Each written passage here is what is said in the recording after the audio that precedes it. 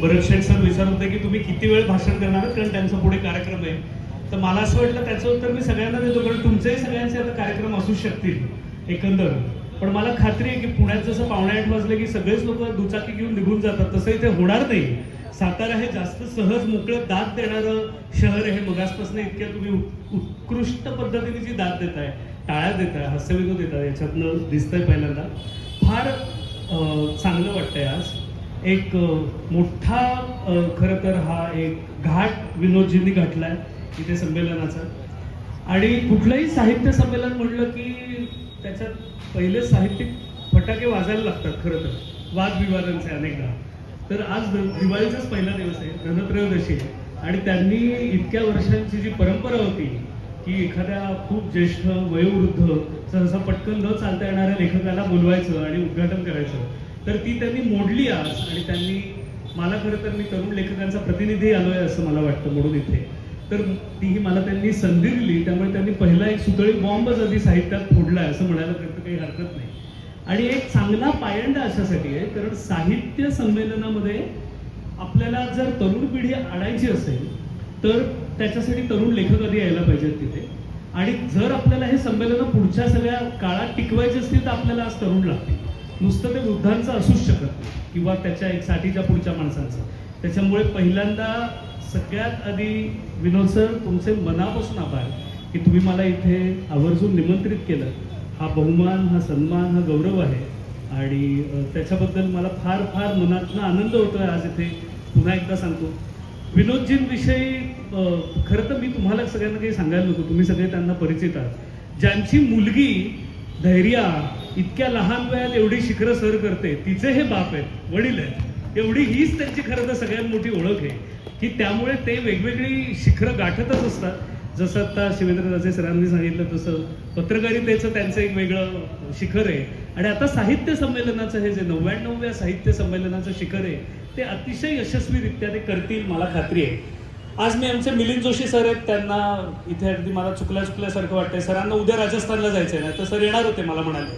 तर मला असं नेहमी वाटतं की एक निदान 150-200 वर्षांचा इतिहास आहे की जेव्हा इथली साताऱ्याची गादी होती आणि पुण्यातले लोक होते आणि अटकेपर्यंत अख्खं साम्राज्य आणि आपली हवा होती, तर ती आता पुन्हा एकदा युती या एक 99-100 या यांनी जुळून येते. आणि पुन्हा एकदा पुणे सातारा जे कनेक्शन आहे, जे आपलं ग्रँड हिस्टॉरिकल कनेक्शन आहे, ते आता यावेळी साहित्याच्या निमित्ताने खरं तर सगळ्या देशभर जाईल असं मला आवर्जून सांगावं असं वाटतं. देशभर का जाईल हेही मी पटकन सांगतो. आता साहित्य अकादमीचा मोठा इंटरनॅशनल लिटफेस्ट होता पटण्यामध्ये आणि माझं तिथे भाषण होतं.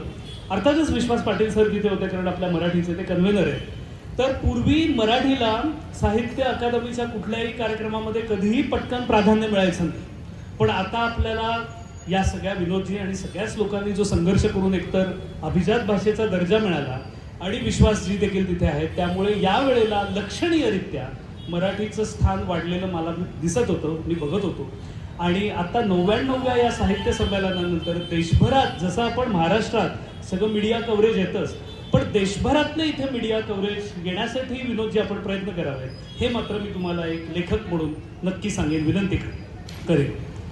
दुसरे आज आता उदयनराजे सर तर गेले, पण मी आणि ते थोडे उशिरा असल्याचा हा फायदा झाला की शिवेंद्र सिंग राजे सर आणि माझ्या तिथे चांगल्या गप्पा झाल्या, संवाद झाला, आम्ही वर बसलो होतो. आणि मी सर तुमचा फॅन झाला. म्हणजे ज्या पद्धतीने वेगवेगळ्या विषयांवर आम्ही बोलत होतो, मी त्यांना प्रश्न खरं विचारत होतो की इथे कसं आहे, तिथे कसं आहे, आणि ज्या नेमकेपणे मोजक्या शब्दात पण अर्थपूर्ण अशा पद्धतीने वेगवेगळ्या विषयांवर ते बोलत होते. असा एक कुशल संघटक यावेळेला 99व्या संमेलनाच्या पाठी आहे. ही फार महत्वाची आणि दुर्मिळ देखील घटना आहे, कारण अनेक फसलेली संमेलनही मी आणि विनोदजींनी पाहिले. कारण शेवटी जो एक मुख्य असतो, नेता असतो, तर तो नुसता ऑर्डर देत नाही, तो सगळ्यांना घेऊन बरोबर करतो. आणि आज आपण इथे बघतोय त्यांच्या भाषणात नाही आपण बघतोय की काय पद्धतीचं नेतृत्व इथे प्राप्त झालंय. आणि ही एक फारच महत्वाची खरं तर गोष्ट आहे. आज जेव्हा इथे भरत शेठ सर येणार असं कळलं तेव्हा मला त्यांचा महाडचा उल्लेख आल्यावर फार चांगलं वाटलं. कारण माझे वडील हे जरी जन्म पुण्याचा असला तरी अख्खं त्यांचं बालपण, लहानपण हे महाडचं आहे. आणि अजूनही ते स्वतःला अभिमानाने, आता इतके वर्ष खरं दिल्लीकरही होते, पुणेकर होते, मुंबईकरही होते मधल्या, जेव्हा इकडच्या राजकारणात होते, पण ते मनाने महाडमध्येच असतात असं आमचं निरीक्षण आहे. त्यामुळे असं मला वाटलं की अरे माझ्या वडिलांच्या गावातली व्यक्ती इथे आहे आणि आपल्या शेजारी बसते, आणि त्यांनी देखील इतकं उत्तम वक्तव्य केलं, आणि त्यांनी सगळा मदतीचा अख्खा विनोदजी तुमच्याकडे ऑलरेडी सगळ्या मंत्रिमंडळातर्फे विनोद सरांना आता त्यांनी सांगून टाकले की आपण पाठीमागे. आजच्या या कार्यक्रमाचं, या व्यासपीठाचं, हा जो रस्त्याला कडेला आहे त्याचं मला महत्त्व सांगू दे. मी मगासपासून बघतोय की इथे सगळा कोलाहल असतो. एखाद्या दुसऱ्या गावात लगेच असं लोकांना वाटेल की अरे हे काय, एखाद्या आतल्या सभास्थळात काही नाही. तर हे मला सूचक आणि महत्त्वाचं वाटतं, आणि म्हणून मला सांगायचं आहे. अनेकदा साहित्य संमेलनं ही मुठभर काही लोकांसाठी कुठेतरी आत एअर कंडिशन हॉलमध्ये आणि त्यांच्या फोटो आणि याच्यासाठी केली जाणारी अशी असताना, अशी परंपरा असताना, मुळात संमेलन, साहित्य संमेलन हे सगळ्या जनसामान्यांसाठी, त्यांना वाचनाची आवड तयार व्हावी, त्यांना काय साहित्य आहे, काहीतरी चांगले विचार जगताना त्यांच्या बरोबर असावे. रोजचं जगणं तर सगळ्यांचं अवघडच असतं अनेकदा, आणि तो मग श्रीमंत असू दे नाही तर गरीब असू दे, कुठला काय, प्रत्येकाला एक स्वतःची विवंचना असते. साहित्य अनेकदा त्यातनं मार्ग देतं, धीर देतं जगताना, आणि साहित्य संमेलनातनं तो धीर, ते आश्वासन सगळ्या जनतेला मिळावं, हा खरं मूळ त्याचा हेतू होता. आता काळाच्या याच्यात काही अपवाद वगळता त्यातनं साहित्यही नाहीसं झालं आणि संमेलनही नाहीसं झालं. आपल्या भारतीय माणसाला संमेलनांची मूळ आवड आहे. आपल्याला एकटा एकटा, मी युरोपात नेहमी फिरतो, त्या स्वित्झर्लंडच्या लेकपाशी एखादा माणूस असतो, तो आपला शांत बसलेला असतो. तर मला असं वाटतं की खरं लेखक हा असा असू शकतो, लेखकाला एकांत लागतो, पण फक्त एकांतात राहिला तर लेखक होऊ शकत नाही. त्याला लोकांत देखील समजून घ्यायला लागतो, त्याला माणसांमध्ये मिसळायला लागतं, माणसांमध्ये उतरायला लागतं, त्याला माणसाचे प्रश्न समजून घ्यायला लागतात, आणि मग कुठेतरी त्याच्या आत फक्त तो स्वतःची नाही कहाणी नाही, तो सगळ्या त्याच्या आसपासच्या समाजाची कहाणी त्याच्या माध्यमातून लिहित असतो. त्यामुळे संमेलन हे सगळ्यांचं असायला पाहिजे. आणि आज मला हा त्यामुळे व्हेन्यू फार विनोदजी आवडला की मगासपासून बघतो इथे अनेक लोक रस्त्यावरचे आले, ते थांबले होते, 15-15, 20-20 मिनिटं थांबले होते. असं मी विचार केला की यांना काही हे माहीतच नसेल जग. इथे पाठी वाजतील की अरे हे काय आहे, अखिल भारतीय मराठी साहित्य, कोणीतरी गुगल करेल लगेच काय असतं हे, तर करू देत, तोच त्याचा पर्पज आहे. त्यामुळे असं जनसंपर्क वाढवणारं हे संमेलन असणार आहे, हे तर आजच आपल्याला कळतं या कार्यालयाच्या उद्घाटनामुळे. कार्यालय किती देखणं आहे, तुम्ही सगळ्यांनी काही पाहिलं असेल, जर नसेल तर आज जाऊन बघा. फार म्हणजे तेही वेगळं वैशिष्ट्य आहे. नाहीतर साधारणतः साहित्याच्या चर्चा या कुठेतरी बंदिस्त अशा छोट्याशा खोल्यांमध्ये होतात, तर इथे फार प्रसन्न सगळे फोटोग्राफ आहेत मोठ्या साहित्यिकांचे, अतिशय आत्मीय अशी रचना त्यांनी केली आहे इथे. आणि दुसरं असं आहे की कुठलंही कार्यालय म्हणलं की त्यात एक शिस्त असते, त्यात एक आखीव रेखीवपणा असतो, त्यात नियोजन असतं, आणि ते फार महत्त्वाचं असतं. त्यामुळे आज इथे विनोदजी, नंदकुमारजी आणि एकूणच मुळात ही सगळी टीम आहे जी मसाप शाहूपुरीची, तर ती या कार्यालयात जोरदार काम करेल याच्याविषयी माझ्या मनात शंका नाही. एक जाता सांगायला पाहिजे की मी इथे मसाप शाहूपुरीचा हा काय माझा पहिला असं निमंत्रित म्हणून कार्यक्रम नाही. शाहू थिएटर असंच नाव आहे ना, आपण केला तो कार्यक्रम.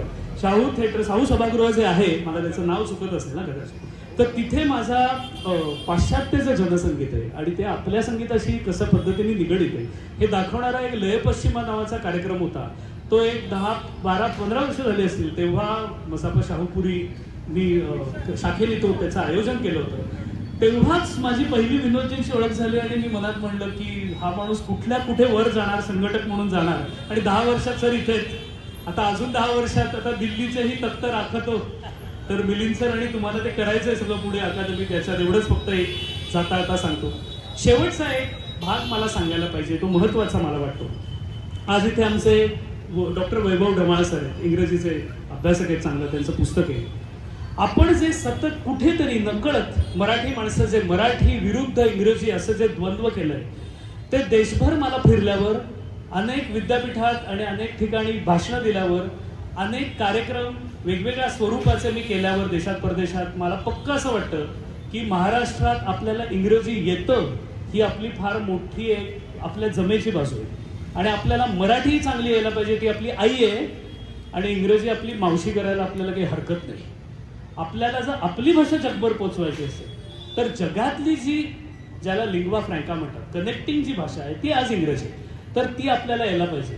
आपलं मराठी भाषेतलं इतकं मोठं संचित आहे, पुलंसारखं जे आहे, पुलंचं मला असं लंडनमध्ये फिरताना नेहमी असं वाटलं होतं की अपूर्व आहे हे आज व्हायला पाहिजे इंग्लिशमध्ये भाषांतर. कारण तिथल्याही लोकांना एक 50 वर्षापूर्वीचं लंडन, त्या काळात एक मराठी भाषेचा आलेला लेखक, त्याची पत्नी म्हणजे सुनीताबाई, आणि त्यांचं एक जे होतं ते अतिशय रोचक वाटू शकतं. तर आपल्याला आपली भाषा जर टिकवायची असेल, वाढवायची असेल आणि त्या भाषेचं महत्त्व जर जगाला पटवायचं असेल तर आपल्याला इंग्रजी देखील चांगली यायला लागेल. आणि त्याचं कुठलाच एक सांगू का, जो माणूस भाषेवर प्रेम करतो ना कुठलाही, तर तो दुसऱ्या भाषेचा दुस्वास नाही करू शकत. सगळ्या भाषा या शेवटी आया बहिणीच असतात, भगिनीच असतात. त्यामुळे तो एक महत्त्वाचा भाग आहे की या निमित्ताने 99व्या संमेलनाच्या निमित्ताने आपण आपला हा जो मराठी भाषेच्या संमेलनाचा ब्रँड आहे हा जगभर आपल्या लिटफेस्टमध्ये कसा जाईल, त्यांच्याशी आपण कसा कनेक्ट करताय हे आवर्जून बघावं. इथली तुमची सगळी टीम त्याला सक्षम आहे असं मला वाटतं. अगदी शेवटी जसं मगाशी मी उल्लेख केला, साताऱ्यामध्ये फार मोठी मुळात साहित्याची म्हणजे मर्ढेकरांचं तर इथेच गाव आहे. विनोदजींनीच तो सगळा घराचा आता नूतनीकरण केलं आणि कार्यक्रम केला होता. तर अतिशय मी मगाशी जे सरांनी भाषणात शिवेंद्रराजे सरांनी उल्लेख केला तो पुन्हा सांगतो की मला देशभर एक फिरल्यावर प्रत्येक गावात गेल्यावर एक वैशिष्ट्य जे कळतं, तर मला नेहमी असं वाटतं की साताऱ्यामध्ये एवढं पोटेन्शियल आणि साताऱ्यामध्ये फार मोठी रसिकता आहे. म्हणजे ही आसपासच्या मी काही गावांची नावं घेत नाही, तिथे तुम्ही गेलात तर असं थांबणारे नाही तितका वेळ लोक कार्यक्रमात. इथे रसिकता आहे, इथे व्हिजन आहे आणि ते तर अनेक गावात असतं, पण इथे त्याच्यासाठी पाठपुरावा करायला लागणारं आर्थिक, राजकीय आणि शासकीय बळ देखील. या सगळ्याचा संयोग या 99व्या संमेलनात येणार आहे. त्याची सगळी कार्यबजावणी पुढच्या 75 दिवसात अनेक जे साहित्यिक फटाके बातम्यांमध्ये येणार आहेत ते इकडनं येणार आहे. याचं एक आपण बोलूयात, थाटामाटात आज छान उद्घाटन झालंय. कोणाचा उल्लेख माझ्याकडनं राहिला असेल तर क्षमस्व. सगळ्यांना अभिवादन सातारकरांना आणि सगळ्या मंडळींना करतो आणि थांबतो. धन्यवाद.